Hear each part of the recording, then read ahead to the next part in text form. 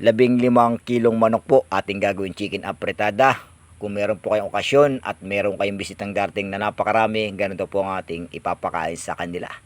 Para hindi po madurog yung manok, ay ito po ang una ating gagawin. Sasakutsahin po muna natin yung ating manok na binili. Dahil pag yung po manok ay sinasakutsa, nagtutubig po yan. At syempre, kaya po ating sinakutsa, tatanggalin din po natin ang pagiging madugo niyan. At pag yan po ay nasakutsa natin, tanggalin na po natin doon sa kawali. Dahil maghihiwalay po tayo ng pagigisa tulad ng ating sibuyas, bawang, ketchup at yung tomato sauce. Ilagay na rin po natin yung ating toyo. Halo-halo lang po uli natin yan at lalagyan po natin ng konting paminta. At saka natin po ibabalik yung ating inahong 15 kilong manok na sinakutsa na natin. Halo-haloin lang po natin yan para yung kulay po ay magdidikit po dun sa ating manok. At sisimulan po natin yung lagyan ng rekado. Tulad po ng patatas, carrots at pag ganyan lang po karami naman yung ating lulutuin. Talaga namang hindi po mabibitin ang inyong bisita.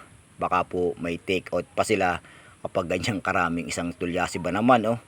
At lalagyan po natin yan ng pickles. At napakasarap po yan. Lagyan ng pineapple juice. Yan po yung sekreto niyan para sumarap din po yung inyong apretada. Lagyan niyo po ng 1 litrong pineapple juice. Halo-halo lang po natin. Konting apoy lang po ang lalagay natin dyan para hindi po magtutong yan sa ilalim dahil yan po ating lulutin lang po dyan. Ay yung gulay, ayan na po, kumukulo na po siya.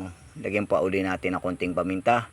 Depende na po sa inyo kung gaano karami ang inyong rekadong lalagay. Basta tikman nyo po kung kaya na po yung panlasa nyo na ayos na, okay na po yan. Oh. Tingnan nyo, nakakulo-kulo na po yan at ayan na po ang kakalabasan yan. Oh. At pag yan po yung naglapot na, lalagyan po natin yan ng konting cornstarch. Para po mas lumapot po yan at napakasarap po yan. At kapag sakto na po sa inyong panglasa, auhunin na po natin yan. Ay tingnan nyo naman po yan, isang tulyasi po talaga yan.